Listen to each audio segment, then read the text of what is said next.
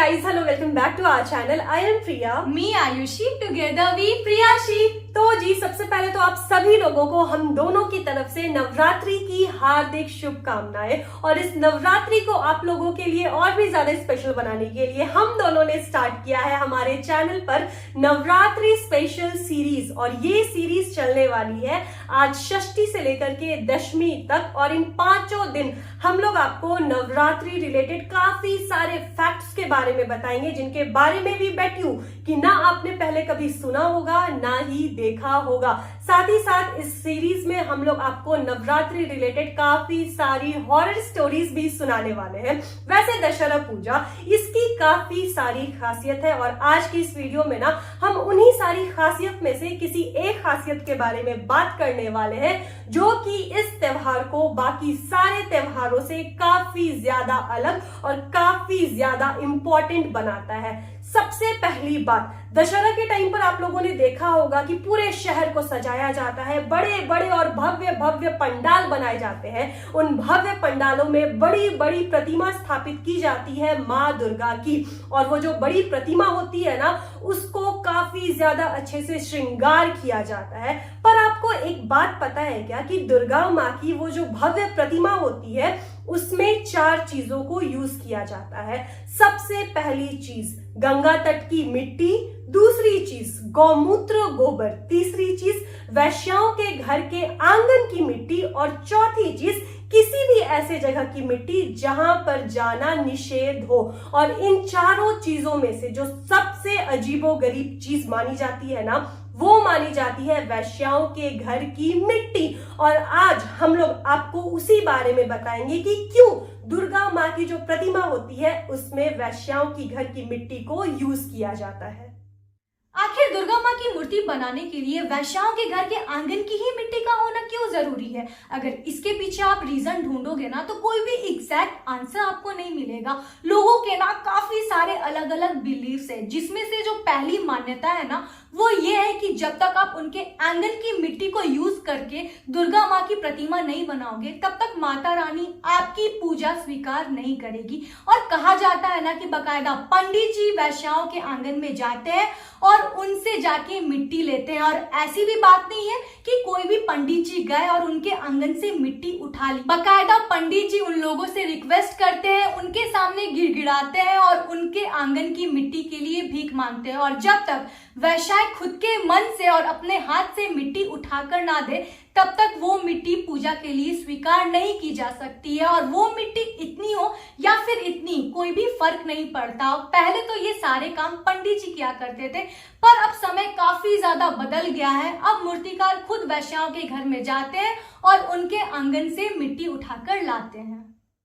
अब आप लोगों के दिमाग में एक और क्वेश्चन आ रही होगी कि आखिर मिट्टी के लिए पंडित जी को या फिर मूर्तिकार को वैश्याओं के सामने जाकर के गिड़गिड़ाने की क्या जरूरत है? वो लोग आराम से मिट्टी मांग भी तो सकते हैं या फिर खुद से उठा करके ला भी तो सकते हैं। तो देखो इसके पीछे भी रीजन है। एक कहानी बहुत ज्यादा फेमस है कि बहुत पुरानी बात थी। एक गांव में एक वैश्या रहा करती थी और वो वैश्या माता रानी की बहुत बड़ी भक्त थी। नवरात्रि का समय था और उस वैश्या ने 9 दिन का उपवास रखा था और पूजा करने के लिए ना वो मंदिर नहीं जा सकती थी, क्योंकि वैश्याओं का उस वक्त मंदिर में जाना निषेध था। तो उस वैश्या ने क्या किया ना, अपने आंगन की मिट्टी से ही माता रानी की छोटी सी मूर्ति बनाई और उस मूर्ति को लेकर के वो मंदिर में गई और बस पंडित जी से उसने इतना कहा कि मेरी इस मूर्ति को आप अपना लीजिए और जहां बड़ी मूर्ति है ना उसके बगल में मेरी इस छोटी सी मूर्ति को रख दीजिए और मेरी पूजा को स्वीकार करिए। जैसे ही वैश्या ने इतना कहा, उस मंदिर में जितने भी पुजारी मौजूद थे ना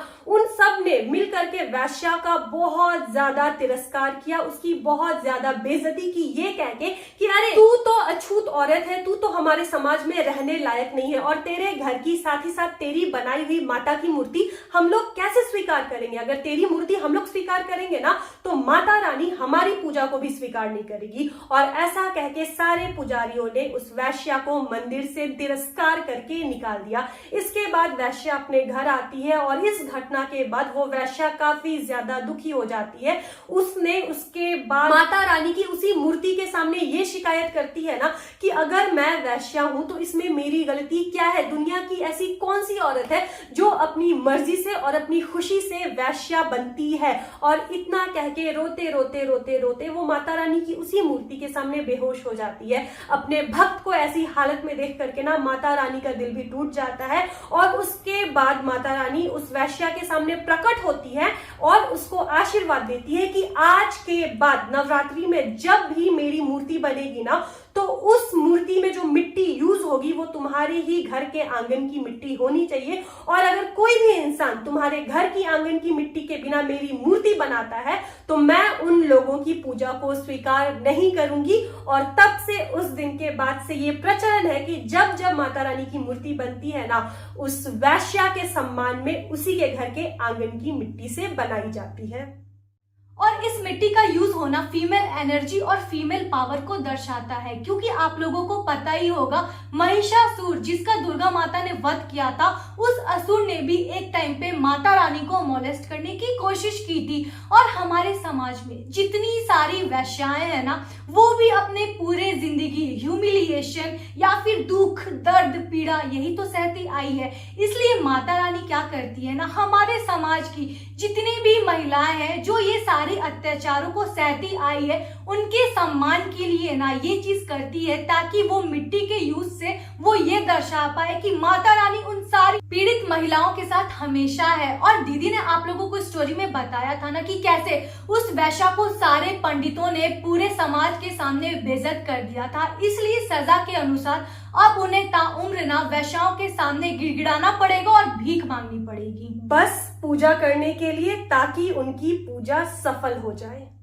और वैश्याओं की घर की ये मिट्टी जो कि माता रानी की मूर्ति बनाने के लिए यूज की जाती है ना उसे कहा जाता है पुण्य माटी। और जब भी पंडित जी या फिर मूर्तिकार उस मिट्टी को लेने के लिए जाते हैं ना तो वो लोग एक मंत्र बोलते रहते हैं, चैंट करते रहते हैं, अनबर्डन देयर सोल, मतलब कि वैश्याओं की जो आत्मा है ना उसके ऊपर जितना भी कष्ट है, जितनी भी पीड़ा है, जितना भी दुख है ना, उस पीड़ा दुख और कष्ट से उन सारी वैश्याओं को छुटकारा मिल जाए और उनके जितने भी पाप है ना उनसे भी उनको छुटकारा मिल जाए। लेकिन अनफॉर्चुनेटली बहुत ही ज्यादा दुख के साथ कहना पड़ रहा है कि इस बदलते हुए टाइम में बहुत सारे ऐसे लोग हैं जिनको थ्योरीज नहीं पता है और उन्होंने अपने स्वार्थ के लिए ना हमारे इस प्योर ट्रेडिशन की कुछ और ही डेफिनेशन दे दी है।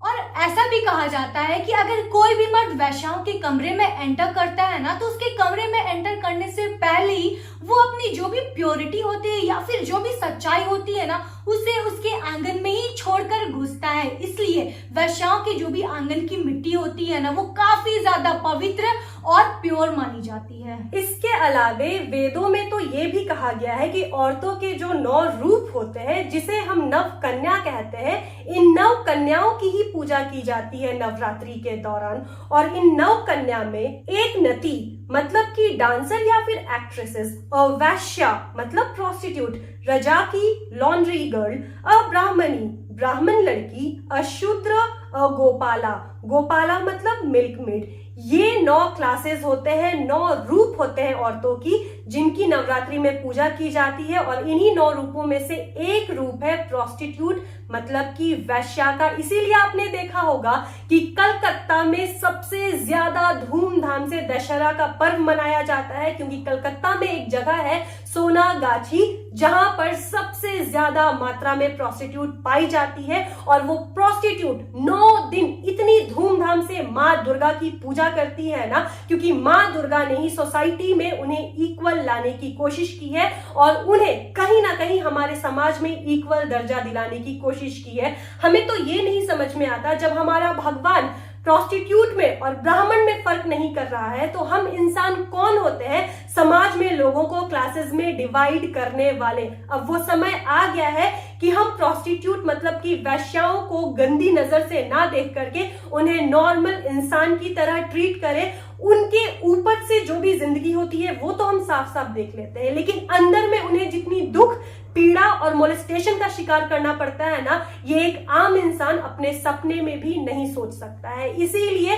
वो वैश्याएं भी दुर्गा माँ का ही एक रूप है, तो हमें उनको भी समाज में इक्वालिटी दिलानी चाहिए। तो दोस्तों यही थी कुछ रीजन। अगर हमने यहाँ पर कोई गलती की होगी तो प्लीज कमेंट सेक्शन में हमें सुधारना, हम लोग उसको बहुत अच्छे से एक्सेप्ट करेंगे। और अगर कोई पॉइंट हमसे रह गया होगा तो प्लीज वो भी शेयर करना। एंड आज की वीडियो के लिए बस यही। रानी, अगर वीडियो पसंद आए तो इस वीडियो को लाइक कर देना, और अगर आप हमारे चैनल पे नए हो और हमारा ये प्यारा प्यारा फेस पहली बार देख रहे हो तो प्लीज हमारे चैनल को सब्सक्राइब किए बिना मत जाना। और आशा करते हैं कि इस वीडियो में आप लोगों को कुछ सीखने को भी मिला होगा। तो मिलते हैं अपने नेक्स्ट वीडियो के साथ, तब तक के लिए बाय।